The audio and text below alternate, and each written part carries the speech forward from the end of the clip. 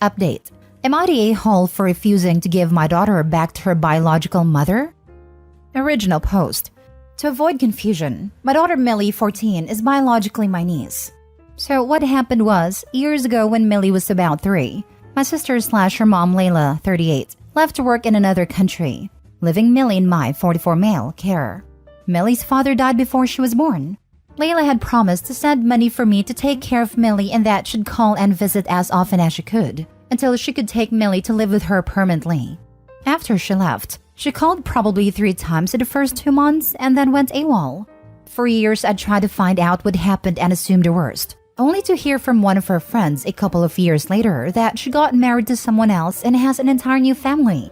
I was heartbroken because Millie would ask when her mom was coming back, and I never knew what to say except soon. But even she grew tired of it and realized when she was about 8 that her mom wasn't coming back anytime soon. That's if she was coming back at all. Because of this situation, me and my wife were granted parental rights to Millie, and she couldn't have been happier that we were officially her parents. Well, what do you know? After 11 years, Layla finally graced us with her long overdue return last week, along with her new very wealthy family and 2 children. Most of my family was happy with her return, but me, my mom, dad, and my wife were nothing short of furious. She tried to explain, but all that we heard was I abandoned my own daughter and made a new family. As if that wasn't enough, she practically demanded her daughter back. Mom and dad weren't having it at all, and told her that Millie belongs with me and my wife, and that she no longer has any right to her.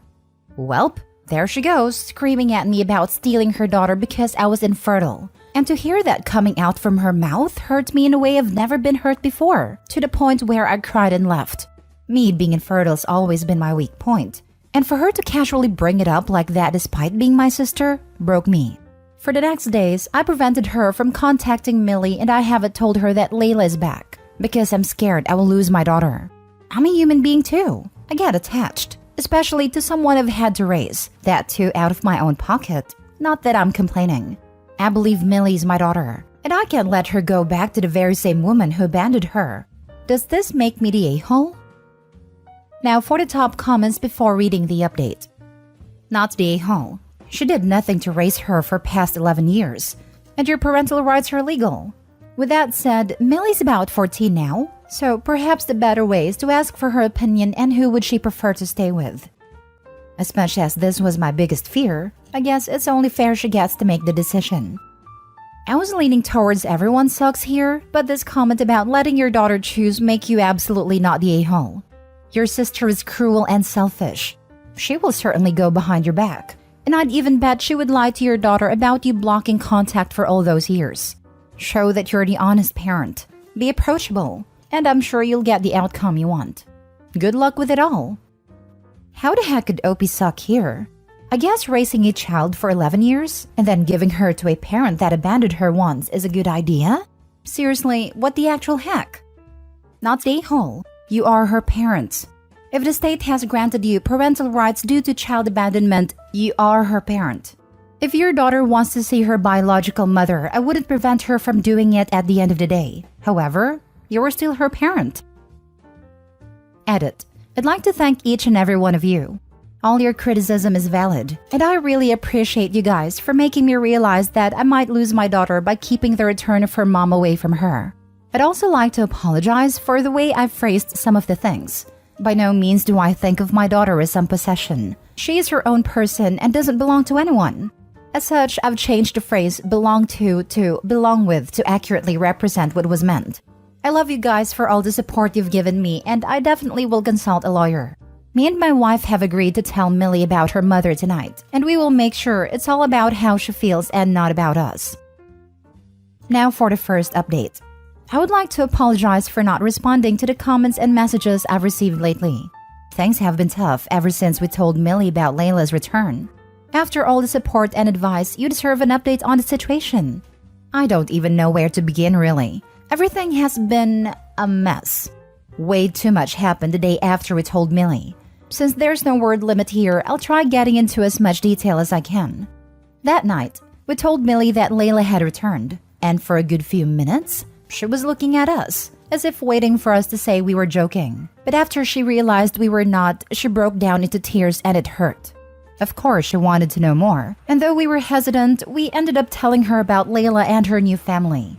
I had never seen her that furious. She was all over the place, throwing stuff around, and we let her because she needed to let it all out.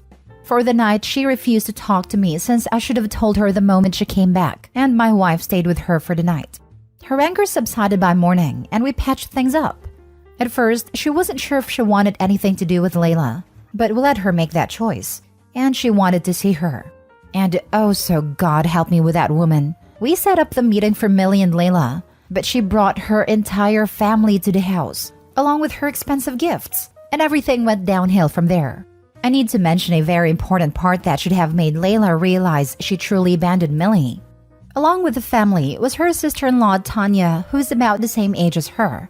When both of them entered, Millie could not even recognize who amongst them was Layla, and they looked worlds apart from each other. I had hoped that was enough to convince her to see what she did, but she carried on and pointed out that she was Layla, all while attempting to get close to her, even when Millie was clearly distancing herself. It got so bad that my wife had to come in between them, and her husband had to pull her away. That's when she started yelling at my wife for coming in between her and Millie, also accusing my wife of replacing her. What was there to replace? She was never there to begin with. And wow, what a first impression she made to the kid she abandoned. Millie became infuriated once more and things were said. When I say she said what needed to be said, I mean it. It was a serious situation, but me and my wife were struggling to hide our smiles when Millie told Layla off. She called her cruel, selfish, disgusting, evil, and many more vile words to express her hatred towards her.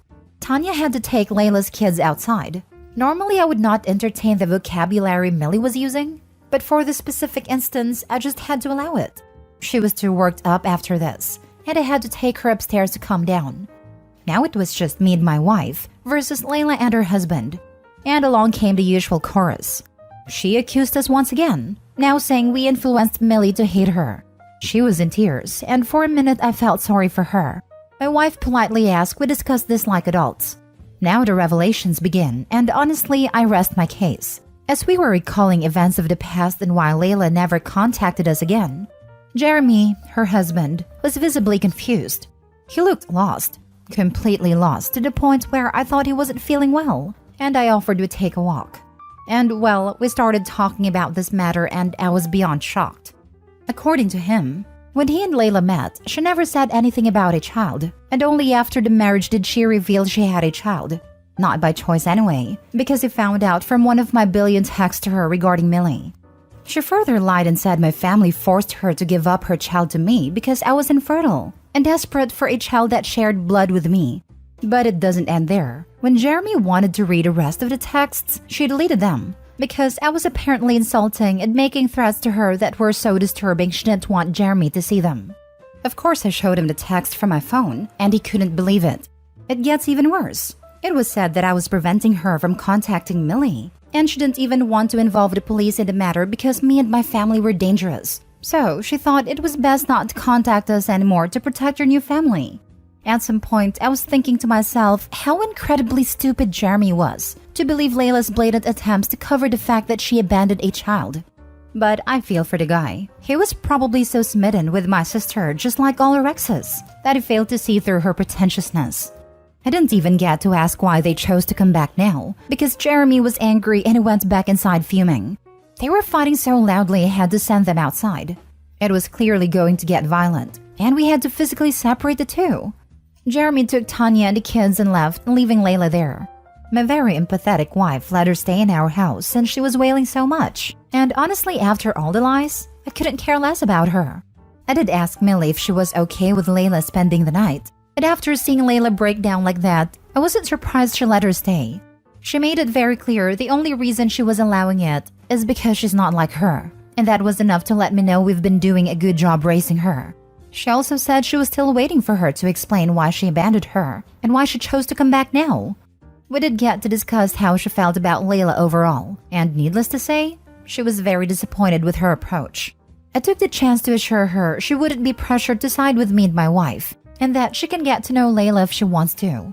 We would always love her no matter what. She assured me she wouldn't be going anywhere. And it was very emotional for me because my heart was at ease hearing her say that.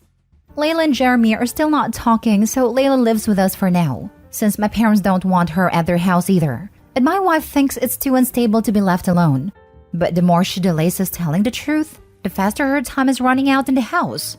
I just don't recognize my sister anymore. She was never like this. My parents raised her so well. I get she was traumatized by Millie's father's death, but surely it's not enough to change someone so drastically. And to abandon your child despite knowing you're the only parent they have left, then coming back after a long time to take her away from people who love her? It just makes it hard for me to sympathize with her. I doubt any one of us will take this to courts, now that Layla's husband knows the truth. Give her a time limit. A week should be enough for her to get her act together enough to move forwards. Any longer than that, and you would be actively harming your daughter by having her around. Good luck on your next moves.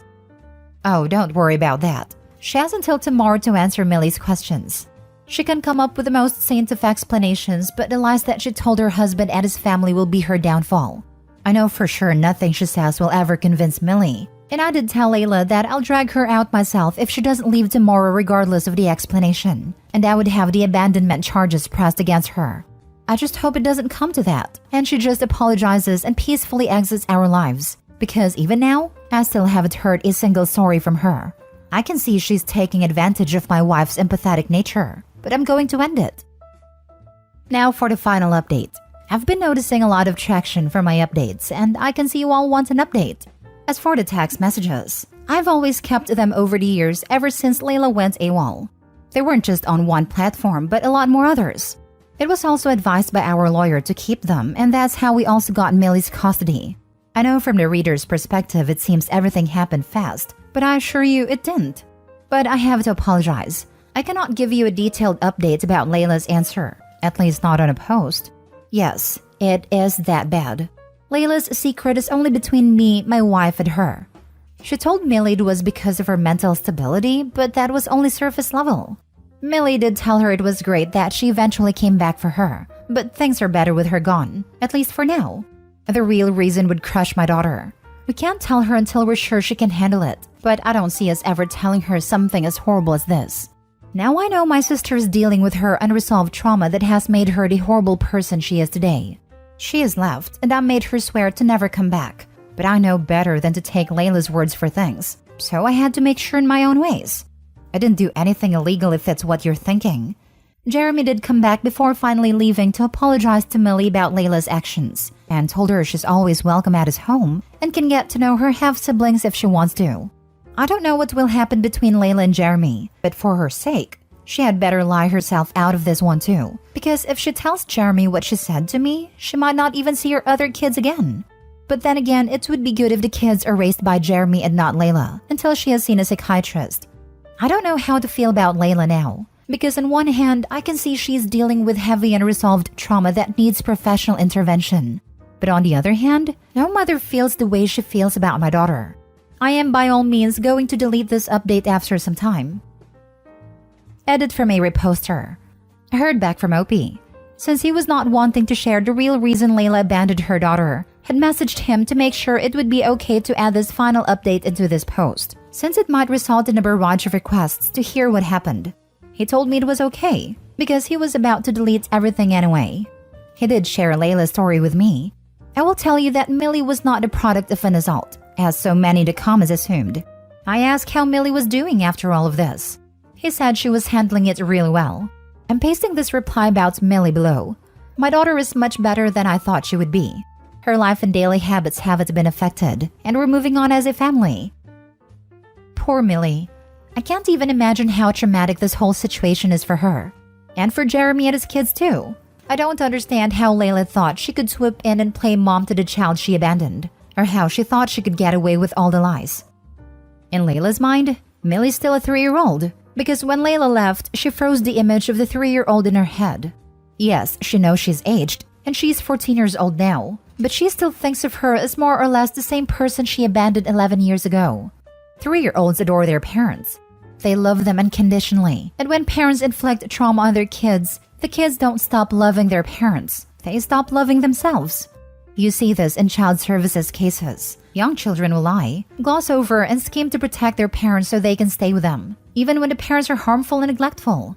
Instead of telling a teacher, an 8-year-old will go full mom mode and care for their baby siblings, make sure everyone eats and house looks presentable, and never tell a soul out of fear of being taken from a violent alcoholic parent.